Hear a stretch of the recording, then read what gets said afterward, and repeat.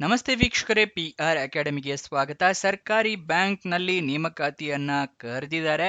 ಇದರ ಬಗ್ಗೆ ಸಂಪೂರ್ಣ ಮಾಹಿತಿಯನ್ನ ತಿಳಿಸ್ಕೊಡ್ತೀನಿ. ಅದಕ್ಕಿಂತ ಮುಂಚೆ ನಮ್ಮ ಚಾನಲ್ ಇನ್ನೂ ಸಬ್ಸ್ಕ್ರೈಬ್ ಆಗಿಲ್ಲ ಅಂದ್ರೆ ಇವಾಗಲೇ ಸಬ್ಸ್ಕ್ರೈಬ್ ಆಗಿ. ಇವಾಗ ವಿಡಿಯೋನ ಶುರು ಮಾಡೋಣ. ಸ್ಟೇಟ್ ಬ್ಯಾಂಕ್ ಆಫ್ ಇಂಡಿಯಾ ಅಥವಾ SBI ಅಂತ ಏನು ಹೇಳ್ತೀವಲ್ಲ, ಅವರು ಹುದ್ದೆಗಳಿಗೆ ಅರ್ಜಿಯನ್ನ ಕರೆದಿದ್ದಾರೆ.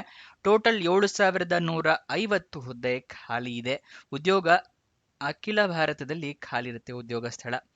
ಅಪರೆಂಟಿಸ್ ಹುದ್ದೆ ಇದಾಗಿದೆ. ಇದಕ್ಕೆ ಸ್ಟೈಫಂಡ್ ಇರುತ್ತೆ. ಸ್ಟೈಫಂಡ್ 15,000 ರೂಪಾಯಿ ಇರುತ್ತೆ. ಏನಕ್ಕೆ ಇಷ್ಟು ಕಮ್ಮಿ ಇರುತ್ತೆ ಅಂತ ಹೇಳಿದ್ರೆ, ಇದು ಅಪರೆಂಟಿಶಿಪ್ ಆಗಿರೋದ್ರಿಂದ ನಿಮಗೆ ಸ್ಟೈಫಂಡ್ ಸಿಗುತ್ತೆ. ನೀವು ಅಪರೆಂಟಿಶಿಪ್ನ ಕಂಪ್ಲೀಟ್ ಮಾಡಿಕೊಂಡ್ರೆ ಅಂಥವರಿಗೆ ಪರ್ಮನೆಂಟ್ ಜಾಬಿಗೆ ಫಸ್ಟ್ ಪ್ರಿಫರೆನ್ಸ್ನ ಕೊಡ್ತಾರೆ. ಅದಕ್ಕೋಸ್ಕರ ಹಲವಾರು ಜನ ಅಪ್ರೆಂಟಿಸ್ಶಿಪ್ನ ಗೌರ್ಮೆಂಟ್ ಆರ್ಗನೈಸೇಷನ್ ಅಲ್ಲಿ ಕಂಪ್ಲೀಟ್ ಮಾಡ್ಕೊತಾರೆ. ಏನಕ್ಕೆ ಅಂತ ರೀಸನ್ ತಿಳಿಸ್ತಾ ಇದ್ದೀನಿ. ಅದಕ್ಕೆ ಅಪ್ರೆಂಟಿಸ್ಶಿಪ್ನ ಮಾಡ್ಕೊಳ್ಳಿ, ನಿಮಗೆ ಪ್ರಿಫರೆನ್ಸ್ ಸಿಗುತ್ತೆ ಪರ್ಮನೆಂಟ್ ಜಾಬ್ಗಳಲ್ಲಿ. ನೆಕ್ಸ್ಟ್ ಎಷ್ಟು ಅಂತ ಹೇಳಿದೆ, 7,150 ಹುದ್ದೆ ಖಾಲಿ ಇದೆ. ನೆಕ್ಸ್ಟ್ ಇದಕ್ಕೆ ಅಪ್ಲಿಕೇಶನ್ ಫೀಸ್ನ ವಿವರ ತಿಳ್ಕೊಳ್ಳಿದ್ರೆ, ಯಾವುದೇ ರೀತಿಯ ಅರ್ಜಿ ಶುಲ್ಕ ಅಂದ್ರೆ ಅಪ್ಲಿಕೇಶನ್ ಫೀಸ್ ಇರೋದಿಲ್ಲ. ಎಲ್ಲ ಕೆಟಗರಿಯವರು ಕೂಡ ಉಚಿತವಾಗಿ ಅರ್ಜಿಯನ್ನ ಹಾಕೋಬಹುದು.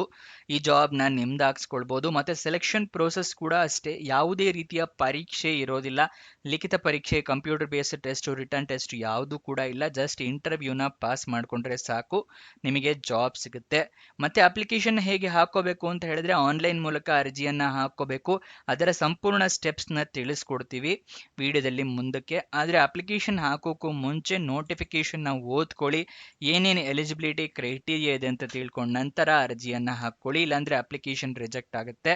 ಈ ನೋಟಿಫಿಕೇಶನ್ ಕೂಡ ಡೌನ್ಲೋಡ್ ಮಾಡೋದು ತಿಳಿಸ್ತೀವಿ. ಮತ್ತೆ ಏನೇನು ಡಾಕ್ಯುಮೆಂಟ್ಸ್ ಬೇಕು ಅಂತ ಹೇಳಿದ್ರೆ, ಮೊದಲನೇದಾಗಿ ID ಪ್ರೂಫ್ ಬೇಕಾಗುತ್ತೆ. ಆಧಾರ್ ಕಾರ್ಡ್, ವೋಟರ್ ID ಅಥವಾ ಪಾನ್ ಕಾರ್ಡ್. ಎಜುಕೇಶನ್ ಕ್ವಾಲಿಫಿಕೇಶನ್ಗೆ ನಿಮ್ಮ ಮಾರ್ಕ್ಸ್ ಕಾರ್ಡು, ಸರ್ಟಿಫಿಕೇಟು ಬೇಕಾಗುತ್ತೆ. ಏಜ್ ಪ್ರೂಫ್ಗೆ SLC ಮಾರ್ಕ್ಸ್ ಕಾರ್ಡ್ ಅಥವಾ ಡೇಟ್ ಆಫ್ ಬರ್ತ್ ಸರ್ಟಿಫಿಕೇಟು. ಮತ್ತೆ ನಿಮ್ಮ ರೆಸ್ಯೂಮೆ, ಎಕ್ಸ್ಪೀರಿಯನ್ಸ್ ಏನಾದರೂ ಇದ್ರೆ ಎಕ್ಸ್ಪೀರಿಯನ್ಸ್ ಸರ್ಟಿಫಿಕೇಟ್. ಇದಿಷ್ಟನ್ನ ರೆಡಿ ಇಟ್ಕೊಂಡಿರಿ. ಸ್ಕ್ಯಾನ್ ಕಾಪೀಸ್ ಇಟ್ಕೊಳ್ಳಿ. ನಿಮ್ಮ ಹತ್ರ ಸ್ಕ್ಯಾನರ್ ಇಲ್ಲ ಅಂದ್ರೆ ತಲೆ ಕೆಡಿಸ್ಕೋಬೇಡಿ, ಮೊಬೈಲ್ನಲ್ಲಿ ಅದರ ಒಂದು ಸ್ಕ್ಯಾನರ್ ಆ್ಯಪ್ಗಳು ಸಿಗುತ್ತೆ ಪ್ಲೇಸ್ಟೋರಲ್ಲಿ, ಅದನ್ನ ಡೌನ್ಲೋಡ್ ಮಾಡ್ಕೊಳ್ಳಿ. ಆ್ಯಪಲ್ ಮೊಬೈಲ್ ಆಗಿದ್ರೆ ಆ್ಯಪ್ ಸ್ಟೋರಲ್ಲಿ ಸಿಗುತ್ತೆ, ಅಲ್ಲಿಂದ ಡೌನ್ಲೋಡ್ ಮಾಡ್ಕೊಂಡು ಎಲ್ಲ ಡಾಕ್ಯುಮೆಂಟ್ಸ್ನ ಕ್ಲಿಯರ್ ಆಗಿ ಸ್ಕ್ಯಾನ್ ಮಾಡಿ ಇಟ್ಕೊಳ್ಳಿ. ಆನ್ಲೈನ್ ಅಪ್ಲಿಕೇಶನಲ್ಲಿ ಅಪ್ಲೋಡ್ ಮಾಡೋಕ್ಕೆ ಈಸಿ ಆಗುತ್ತೆ. ಮತ್ತು ಆನ್ಲೈನ್ ಅಪ್ಲಿಕೇಶನಲ್ಲಿ ಇಮೇಲ್ ID, ಮೊಬೈಲ್ ನಂಬರ್ನ ಕರೆಕ್ಟಾಗಿ ಮೆನ್ಷನ್ ಮಾಡಿ. ನಿಮ್ಗೆ ಏನಾದರೂ ಜಾಬ್ ಸಿಕ್ಕರೆ ಇಮೇಲ್ ಅಥವಾ SMS ಮುಖಾಂತರ ಅವರು ತಿಳಿಸ್ಕೊಡ್ತಾರೆ. ಮತ್ತೆ ಅಪ್ಲಿಕೇಶನ್ ಫಾರಮ್ನಲ್ಲಿ ಫಿಲಪ್ ಮಾಡ್ತಾ ಏನೇ ಡೀಟೇಲ್ಸ್ ತಪ್ಪಾಗಿದ್ರು ಕರೆಕ್ಟಾಗಿ ಮೆನ್ಷನ್ ಎಲ್ಲ ಮಾಡಿ, ಆಮೇಲೆ ಅಪ್ಲಿಕೇಶನ್ ಜೊತೆ ಡಾಕ್ಯುಮೆಂಟ್ಸ್ ಅಟ್ಯಾಚ್ ಮಾಡಿ ಅಪ್ಲಿಕೇಶನ್ನ ಸಬ್ಮಿಟ್ ಮಾಡಿ. ಅಪ್ಲಿಕೇಶನ್ ಸಬ್ಮಿಟ್ ಮಾಡಿ ಆದಮೇಲೆ ಅಪ್ಲಿಕೇಶನ್ ನಂಬರ್ ಅಥವಾ ರಿಕ್ವೆಸ್ಟ್ ನಂಬರ್ ಏನಾದರೂ ಬಂದರೆ ಅದನ್ನು ಬರೆದಿಟ್ಕೊಳ್ಳಿ, ನಿಮ್ಮ ಫ್ಯೂಚರ್ ರೆಫರೆನ್ಸ್ಗೆ ಬೇಕಾಗುತ್ತೆ.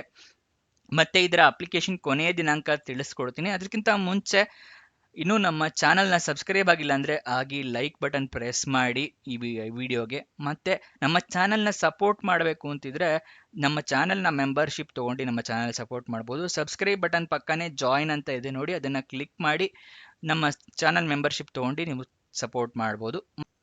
ಇವಾಗ ಅಪ್ಲಿಕೇಶನ್ ಓಪನ್ ಆಗಿದ್ದ ದಿನಾಂಕ ನೋಡೋದಿದ್ರೆ 19 ಮೇ 2025, ಕೊನೆಯ ದಿನಾಂಕ 15 ಜೂನ್ 2026. ಮುಂಚೆ 8 ಜೂನ್ ಇತ್ತು, ಅದರಿಂದ ಎಕ್ಸ್ಟೆಂಡ್ ಮಾಡಿ 15 ಜೂನ್ ತನಕ ಮಾಡಿದ್ದಾರೆ. 15 ಜೂನ್ ಒಳಗಡೆ ನೀವು ಅಪ್ಲಿಕೇಶನ್ ಹಾಕೋ ಥರ ವ್ಯವಸ್ಥೆ ಮಾಡ್ಕೋಬೇಕಾಗತ್ತೆ. ಡಿಸ್ಕ್ರಿಪ್ಷನ್ ಮತ್ತು ಕಮೆಂಟ್ ಬಾಕ್ಸ್ನಲ್ಲಿ ಎರಡನೇ ಲಿಂಕ್ ಇದೆಯಲ್ಲ, ಅದನ್ನು ಕ್ಲಿಕ್ ಮಾಡಿ. ಈ SBI ಜಾಬ್ ಡೀಟೇಲ್ಸ್ ಓಪನ್ ಆಗುತ್ತೆ. ಇಲ್ಲಿ ಸ್ಕ್ರೋಲ್ ಡೌನ್ ಮಾಡಿ ಫುಲ್ ಕೆಳಗಡೆ ಬಂದರೆ ನಿಮಗೆ ಶಾರ್ಟ್ ನೋಟಿಫಿಕೇಶನ್ ಅಂತಿದೆಯಲ್ಲ, ಅದರ ಪಕ್ಕದಲ್ಲೇ ಕ್ಲಿಕ್ ಅನ್ನೋದನ್ನು ಕ್ಲಿಕ್ ಮಾಡಿದ್ರೆ ನಿಮಗೆ ಶಾರ್ಟ್ ಆಗಿರೋ ಒಂದು ಸಣ್ಣ ಪೇಜಲ್ಲೇ ನೋಟಿಫಿಕೇಶನ್ ಓಪನ್ ಆಗುತ್ತೆ. ಆದರೆ ಸಂಪೂರ್ಣ ಮಾಹಿತಿ ಬೇಕು ಅಂದರೆ ಅದರ ಕೆಳಗಡೆನೆ ಅಫಿಷಿಯಲ್ ನೋಟಿಫಿಕೇಶನ್ ಕೊಟ್ಟಿದ್ದೀವಿ, ಅದರ ಪಕ್ಕದಲ್ಲೇ ಕ್ಲಿಕ್ ಹಿಯರ್ ಅನ್ನೋದನ್ನು ಕ್ಲಿಕ್ ಮಾಡಿ ನಿಮಗೆ ಸಂಪೂರ್ಣ ಮಾಹಿತಿ ಸಿಗುತ್ತೆ. ಯಾವ್ಯಾವ ಪ್ಲೇಸ್ಗಳಲ್ಲಿ ಎಷ್ಟೆಷ್ಟು ಹುದ್ದೆ ಖಾಲಿ ಇದೆ. ಕರ್ನಾಟಕದಲ್ಲೂ ಕೂಡ ಖಾಲಿ ಇರುತ್ತೆ. ಕರ್ನಾಟಕದಲ್ಲಿ ಅರ್ಜಿಯನ್ನು ಹಾಕೋರಿಗೆ ಕನ್ನಡ ಬರಬೇಕಾಗಿರುತ್ತೆ, ಅದನ್ನ ನೆನ್ಪಿಟ್ಕೊಳ್ಳಿ. ಯಾವ್ಯಾವ ಪ್ರದೇಶದಿಂದ ಹಾಕಬೇಕು ಅಂತ ಇದ್ದೀರಲ್ಲ ಅಂಥವ್ರಿಗೆ ಆ ಪ್ರದೇಶದ ಭಾಷೆ ಬರಬೇಕಾಗತ್ತೆ. ಗೊತ್ತಾಯ್ತಲ್ವಾ? ಮತ್ತೆ ಇಲ್ಲಿ ಎಲ್ಲ ಡೀಟೇಲ್ಸು ಕೊಟ್ಟಿದ್ದಾರೆ, ಹೇಗೆ ಅಪ್ಲಿಕೇಶನ್ನ ಹಾಕಬಹುದು, ಏನೇನು ಅಂತ ಹೇಳಿ ಸಂಪೂರ್ಣವಾಗಿ ಓದ್ಕೊಳ್ಳಿ, ನೀವು ಎಲ್ಲ ಡೀಟೇಲ್ಸ್ನ ತಿಳ್ಕೊಬಹುದು.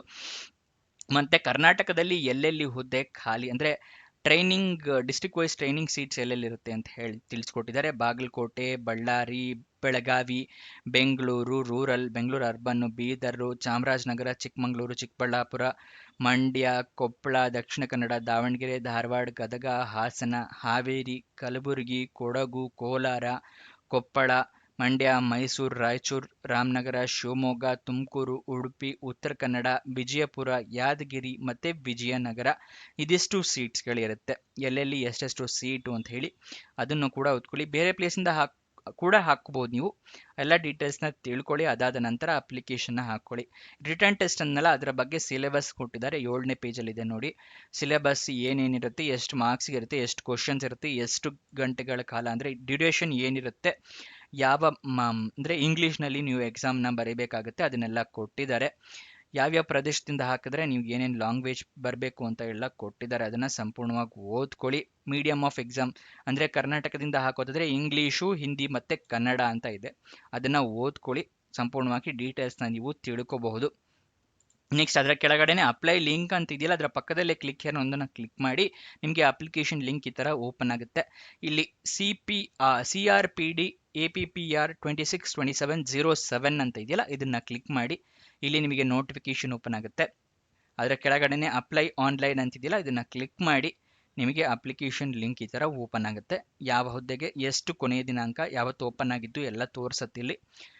ನೆಕ್ಸ್ಟು ಇಲ್ಲಿ click here for new registration ಇದೆಯಲ್ಲ, ಮುಂಚೆ ರಿಜಿಸ್ಟ್ರೇಷನ್ ಆಗಿಲ್ಲ, ಇದೇ ಫಸ್ಟ್ ಟೈಮು ಅಂದರೆ click here for new registration ಕೊಡಿ. ನಿಮಗೆ ರಿಜಿಸ್ಟ್ರೇಷನ್ಗೆ ಈ ಥರ ಒಂದು ಪೇಜ್ ಓಪನ್ ಆಗುತ್ತೆ. ಇಲ್ಲಿ ನಿಮ್ಮ ಬೇಸಿಕ್ ಇನ್ಫಾರ್ಮೇಷನ್ನ ಫಿಲಪ್ ಮಾಡಬೇಕು. ನಿಮ್ಮ ಹೆಸರು, ನಿಮ್ಮ ತಂದೆ ಹೆಸರು, ಮಿಡ್ಲ್ ನೇಮು ಎಲ್ಲನೂ ಮೆನ್ಷನ್ ಮಾಡಿ. ಆಮೇಲೆ ಇಲ್ಲಿ ಸೇವ್ ಆ್ಯಂಡ್ ನೆಕ್ಸ್ಟ್ ಕೊಡಿ. ಅದಾದ ನಂತರ ನಿಮ್ಮ ಫೋಟೋ ಆ್ಯಂಡ್ ಸಿಗ್ನೇಚರ್ ಕೇಳುತ್ತೆ, ನಿಮ್ಮ ಡೀಟೇಲ್ಸ್ ಕೇಳುತ್ತೆ, ಮತ್ತು ಪ್ರಿವ್ಯೂ ಎಲ್ಲ ಡೀಟೇಲ್ಸ್ ಅಪ್ಲೋಡ್ ಮಾಡಿರಲ್ಲ ಅದರ ಬಗ್ಗೆ ಪ್ರಿವ್ಯೂ ತೊಗೊಂಡು ನೆಕ್ಸ್ಟು ನಿಮ್ಮ ಡಾಕ್ಯುಮೆಂಟ್ಸ್ ಎಲ್ಲ ಅಪ್ಲೋಡ್ ಮಾಡ್ಬೋದು. ಆಮೇಲೆ ಪೇಮೆಂಟ್ನ ಪ್ರೊಸೀಜರ್ ಮಾಡಿ. ಪೇಮೆಂಟ್ ಏನು ಇರೋದಿಲ್ಲ, ಈ ಅಪ್ಲಿಕೇಶನ್ ಫೀಸ್ ಇರೋದಿಲ್ಲ ಇದಕ್ಕೆ. ಬೇರೆ ಹೋದಾಗಾದರೆ ಫೀಸ್ ಇರುತ್ತೆ, ಇದಕ್ಕೆ ಏನೂ ಇಲ್ಲ. ನೆಕ್ಸ್ಟ್ ಏನಾದರೂ ನೀವು ಮುಂಚೆ ರಿಜಿಸ್ಟ್ರೇಷನ್ ಆಗಿದ್ರ, ಇವಾಗ ಜಸ್ಟ್ ಲಾಗಿನ್ ಆಗಬೇಕು ಅಂದರೆ login for already registered candidates ಅಂತಿದೆಯಲ್ಲ, ಇದನ್ನು ಕ್ಲಿಕ್ ಮಾಡಿ. ನಿಮಗೆ ಈ ರೀತಿ ಒಂದು ಪಾಪಪ್ ಬರುತ್ತೆ. ಇಲ್ಲಿ ರಿಜಿಸ್ಟ್ರೇಷನ್ ನಂಬರು, ಇಲ್ಲಿ ನಿಮ್ಮ ಪಾಸ್ವರ್ಡು ಮತ್ತು ನಿಮ್ಮ ಸೆಕ್ಯೂರಿಟಿ ಕೋಡ್ ಅಂದರೆ ಇಲ್ಲಿ ಕಾಣಿಸ್ತಾ ಇದೆಯಲ್ಲ JBZZ, ಈ ಥರ ನಿಮಗೆ ಒಂದು ನಂಬರ್ ಬರುತ್ತೆ. ಅದನ್ನು ಇಲ್ಲಿ ಮೆನ್ಷನ್ ಮಾಡಿ ಸಬ್ಮಿಟ್ ಕೊಡಬೇಕು. ಆವಾಗ ನಿಮಗೆ ಅಪ್ಲಿಕೇಶನ್ ಓಪನ್ ಆಗುತ್ತೆ. ಗೊತ್ತಾಯ್ತಲ್ವಾ ಹೇಗೆ ಹಾಕ್ಕೋಬೇಕು ಅಂತ ಹೇಳಿ ತಿಳಿಸ್ಕೊಟ್ಟಿದ್ದೀನಿ. ನೆಕ್ಸ್ಟ್ ಅಫಿಷಿಯಲ್ ವೆಬ್ಸೈಟ್ ಅಡ್ರೆಸ್ ಬೇಕು ಅಂದರೆ SBI.bank.in, ಇದು ಅಫಿಷಿಯಲ್ ವೆಬ್ಸೈಟ್ನ ಅಡ್ರೆಸ್ ಆಗಿರುತ್ತೆ. ನೆಕ್ಸ್ಟು ಇದರ ಏಜ್ ಲಿಮಿಟ್ ವಯೋಮಿತಿಯನ್ನು ಕೊಟ್ಟಿರೋದಿಲ್ಲ. ಮಿನಿಮಮ್ 18 ವರ್ಷ ಆಗಿರಲೇಬೇಕಾಗುತ್ತೆ ಯಾವ ಜಾಬಿಗಾದ್ರೂ ಅಷ್ಟೇ. ಮತ್ತು ಎಜುಕೇಷನ್ ಕ್ವಾಲಿಫಿಕೇಷನ್ ನೋಡ್ಕೊಳ್ಳೋದಕ್ಕೆ ಒಂದ್ಸಲ ನೋಟಿಫಿಕೇಷನ್ನ ಸಂಪೂರ್ಣವಾಗಿ ಓದ್ಕೊಳ್ಳಿ. ನಿಮಗೆ ಜಾಬ್ ಡೀಟೇಲ್ಸ್ ಬಗ್ಗೆ ಸಂಪೂರ್ಣ ಮಾಹಿತಿ ತಿಳ್ಕೋಬಹುದು. ನಿಮಗೇನಾದರೂ ಡೌಟ್ಸ್ ಅಥವಾ ಕ್ವಶನ್ಸ್ ಇದ್ದರೆ ಕಮೆಂಟ್ ಬಾಕ್ಸ್ನಲ್ಲಿ ಕಮೆಂಟ್ ಮಾಡಿ, ನಾವು ಉತ್ತರ ಕೊಡೋದಕ್ಕೆ ಪ್ರಯತ್ನ ಮಾಡ್ತೀವಿ. ಮತ್ತು ನಮ್ಮದೇ ವೆಬ್ಸೈಟ್ ಕ್ರಿಯೇಟ್ ಮಾಡಿದ್ದೀವಿ ನಿಮಗಳಿಗೋಸ್ಕರ, prgovernmentjobs.com ಅಂತ ಹೇಳಿ. ಇದರ ಲಿಂಕು ಡಿಸ್ಕ್ರಿಪ್ಷನು ಮತ್ತು ಕಮೆಂಟ್ ಬಾಕ್ಸ್ನಲ್ಲಿ ಕೊಟ್ಟಿದ್ವಿ. ಮೊದಲನೇ ಲಿಂಕ್ ಆಗಿದೆ, ಅಲ್ಲಿಂದ ಕ್ಲಿಕ್ ಮಾಡಿ ನಮ್ಮ ವೆಬ್ಸೈಟ್ಗೆ ಹೋಗಿ. ಪ್ರತಿದಿನ ಹಲವಾರು ಜಾಬ್ ಅಪ್ಲೋಡ್ ಆಗ್ತಾ ಇರುತ್ತೆ, ಅಲ್ಲಿಂದ ಕ್ಲಿಕ್ ಮಾಡಿ ಯಾವ ಜಾಬಿಗೆ ಬೇಕಾದ್ರೂ ನೀವು ಅಪ್ಲೈ ಮಾಡ್ಬೋದು. ಕೊನೆ ತನಕ ನೋಡಿದ್ದಕ್ಕೆ ಧನ್ಯವಾದ. ಇನ್ನೊಂದು ಜಾಬ್ ವಿಡಿಯೋ ಜೊತೆ ಸಿಗೋಣ. ಬಾಯ್ ಬಾಯ್.